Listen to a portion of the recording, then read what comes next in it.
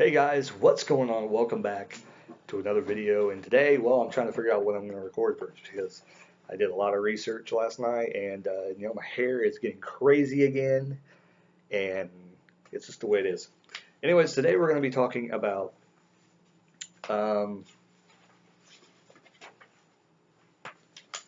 Crazy Town, The Gift of Game CD. So this is a CD that I actually own the CD, and I forgot to bring it in here. Oh well, I do own the CD though. The cover will be on the thumbnail, hopefully, when the video goes up.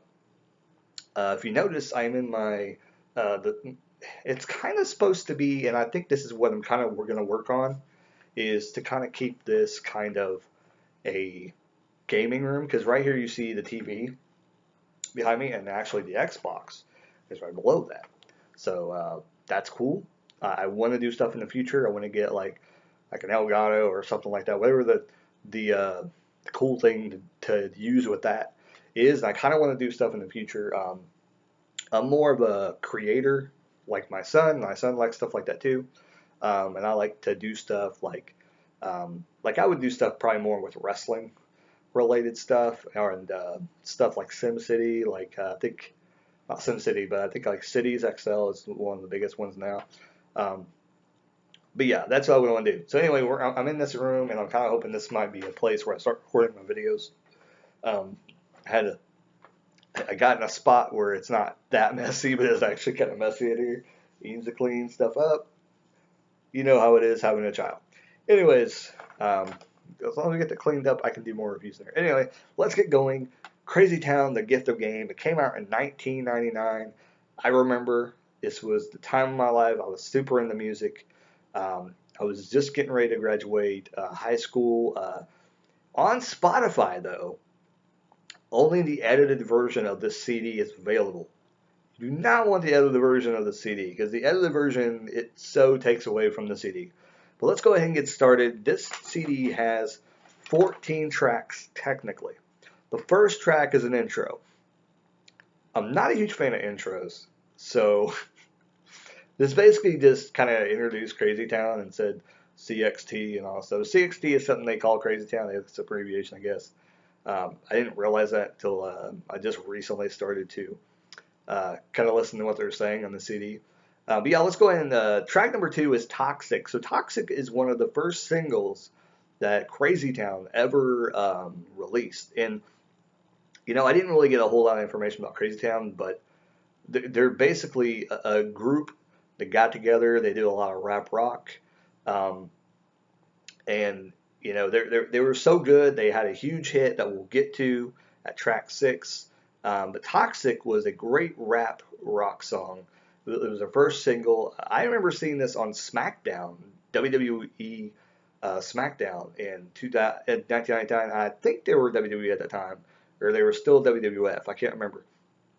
But I remember that song being on there, and it was super catchy. And I thought, man, this band's awesome. I hope they do other stuff, because at the time WWE had they had just got that new WWE studio thing where they were having bands, and they were getting bands, and actually had a band that was at Ozfest one year. I think they were called Pulse Ultra or something like that.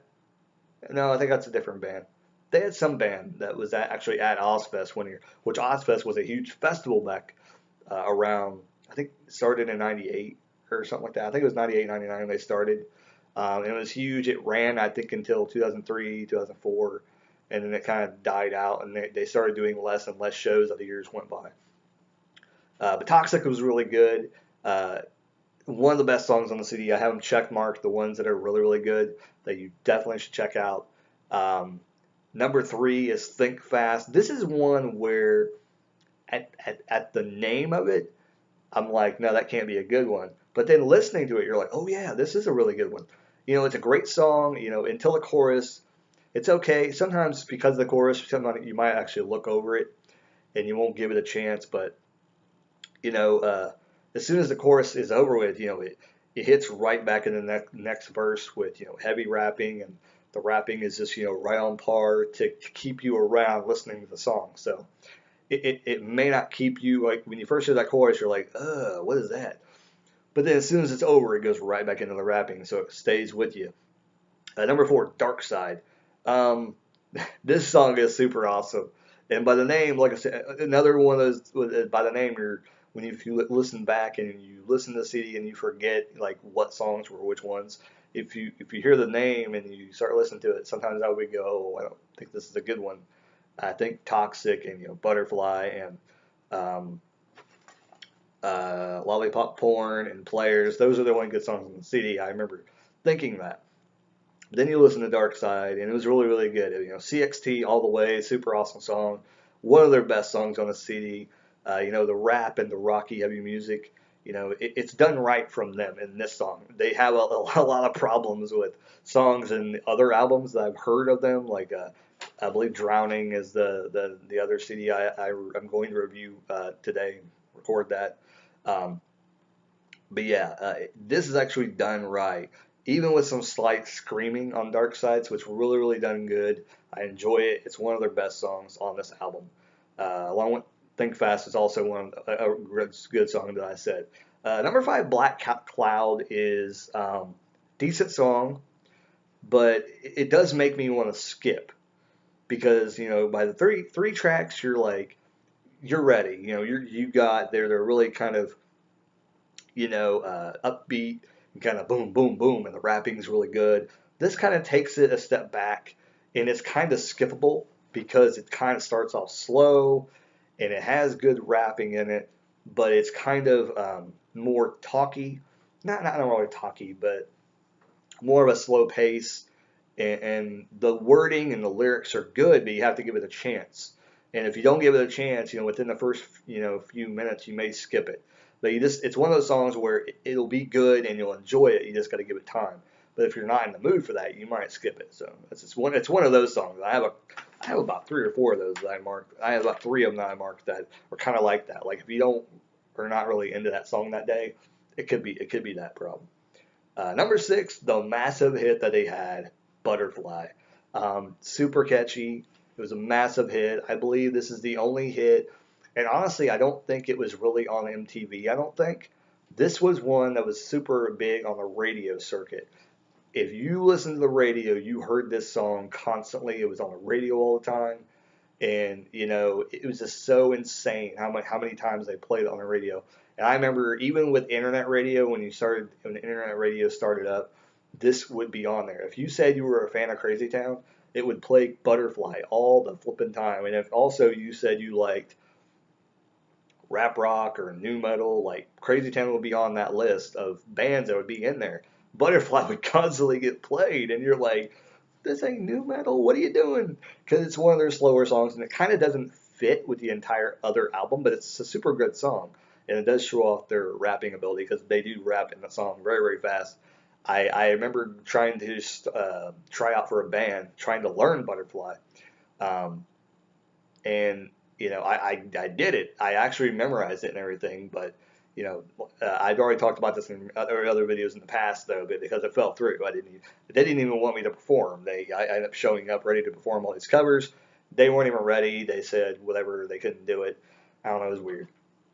Number 7, Only When I'm Drunk. This is one, I love this song. This is probably one of my favorite songs. I don't know why I didn't put a check mark next to it. This is one of my favorite songs on this album. Automatically, I always go to track 7 if I want to hear a super good song when I first start the CD, because for me, I love it, but it's so goofy, but yet it's so hype, and it's such a fun song. There's so many cool like phrases in there that's like totally absurd, but it gets you so hyped to listen to more Crazy Town that it gets me wanting to listen to more. And I've been listening constantly to Crazy Town.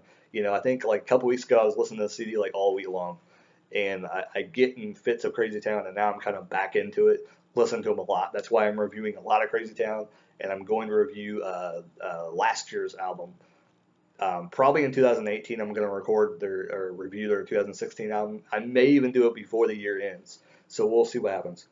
But yeah, such a great song. It's basically rapping. There's, and the thing about this is they do use curse words, but they don't say it just for the hell of it.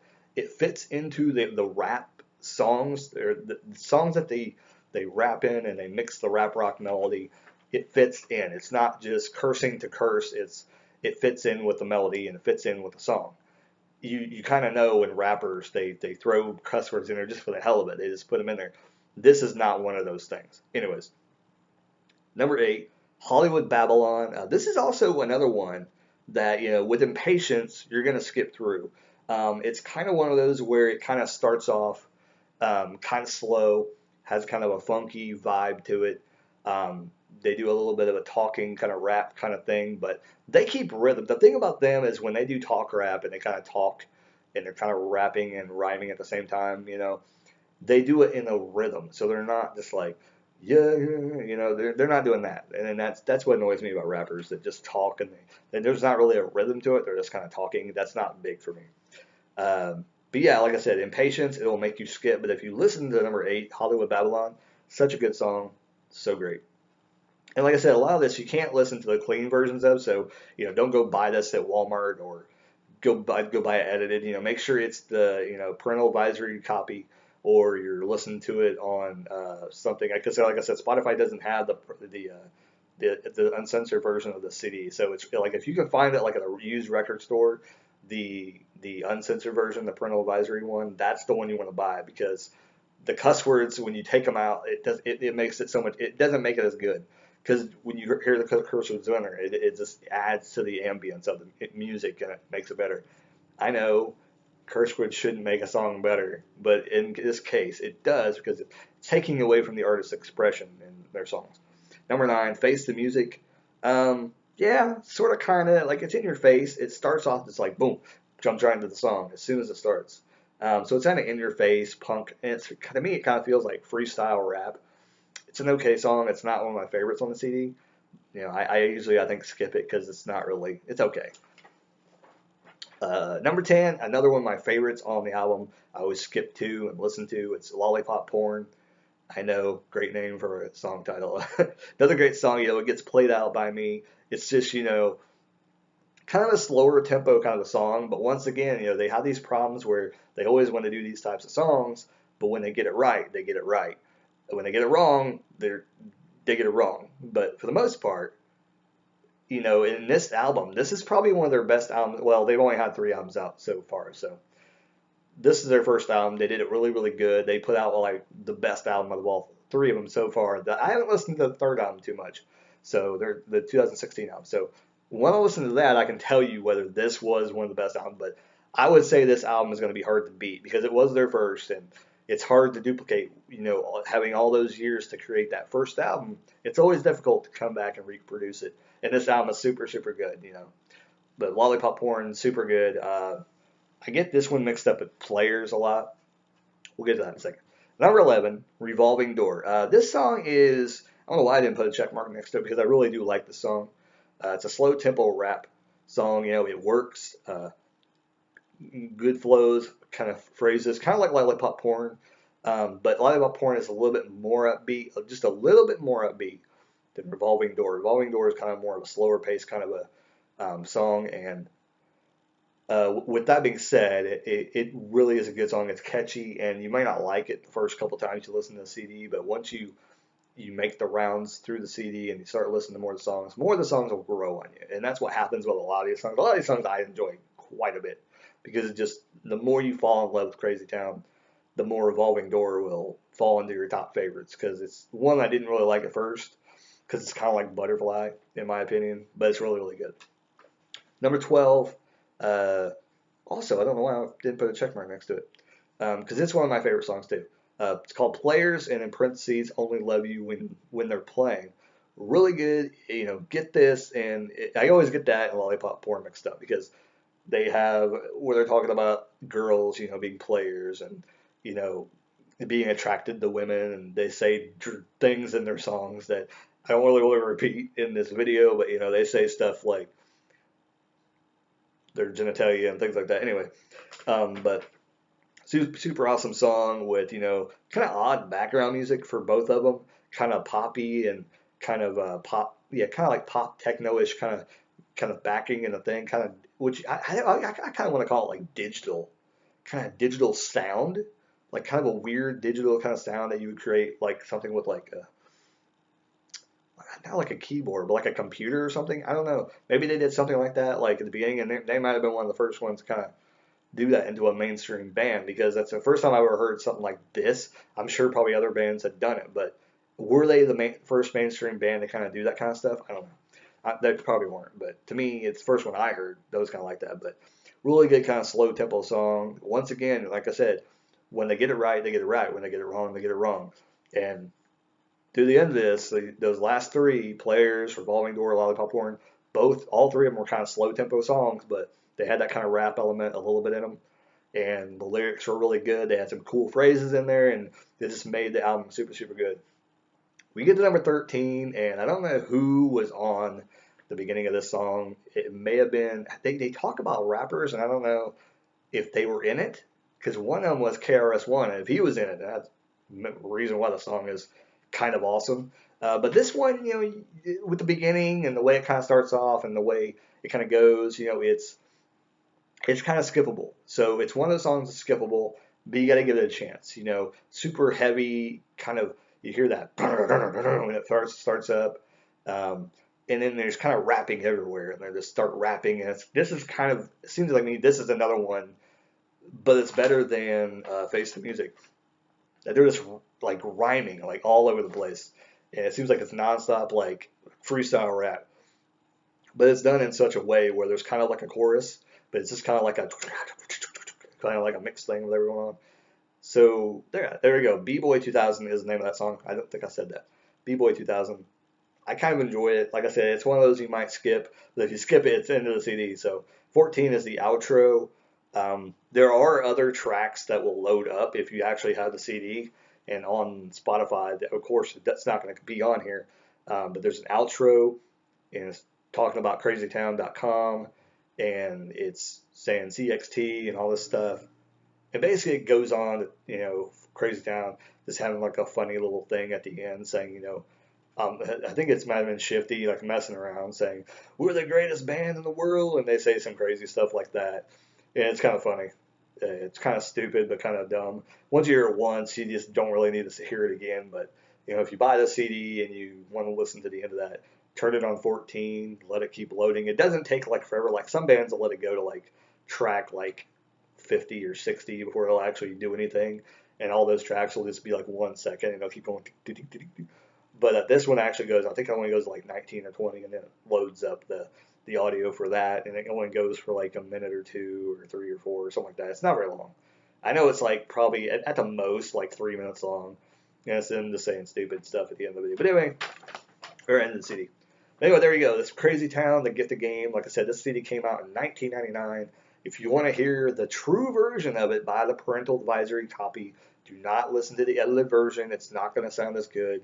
It's going to be a lot of cuts out, and it won't be good. And I actually think that on some of these songs, I want to say Dark Side, they may have cut some of the song to a different way because of the clean version, because maybe they couldn't release it that way, and they probably wanted to get as much people buying the record as possible, because there are a couple parts, like I think Black Cloud was another one too, that there seemed to be a part in the song that didn't seem right. So I'm thinking they may have like re-recorded it for the edited version, which is really weird. I've never heard of people doing that, but it just sounded like that, like very obvious. I think, and I believe it was Think Fast or Dark Side, very obvious that they may have re-recorded some of it. Even only when it may have been only when I'm drunk actually that one of them was. That it seemed like they re-edited it because they couldn't put something in there, so it would sound like completely awful if they skipped over. But anyway, there you go. There's the video. Hope you guys enjoyed Crazy Town review of the Get the Game CD. Hope you guys comment down below if you like Crazy Town. What do you think about Crazy Town? Did you ever see them? Because I actually seen them live twice. I seen them at Ozfest.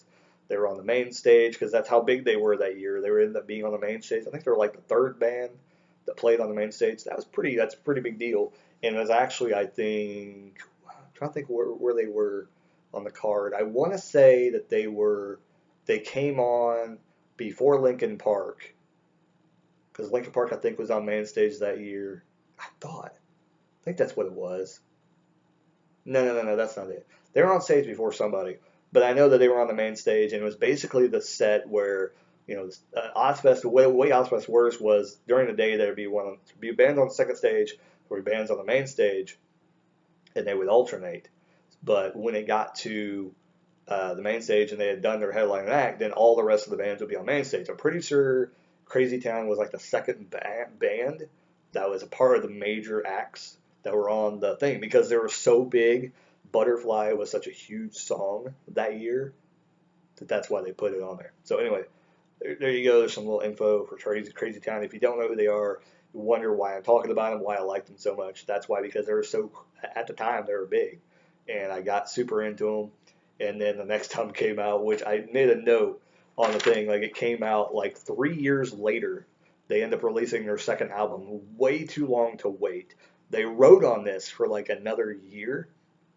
And then I think it may have been actually even 2001 was the second year I went to Ozfest, and I think that's when they were there because 2000 was such a busy year for them that they were everywhere. In 2001, they were still riding off of that. So they stopped touring, I think, at the end of 2001, maybe. I'm just guessing here. So they had at least a 2 year break and they released the other CD in within 2 years. So they recorded for a year probably, and probably did some live shows here and there, but for the most part, they weren't doing anything, and they kind of dropped off the radar. And when they came back, it's like nobody remembered who they were because at the time, music was just coming anyway. But anyway, leave a comment down below if you've ever heard them, or if you go out and you check out the CD, or if you're able to check it out online, parental advisory copy. Let me know what you think about it down below. Like, comments, and subscribe if you want to see more content like this. There's more coming all the time. I'm always uploading something daily. So if you guys enjoyed the video, keep on rocking and keep on listening to music. Later, guys.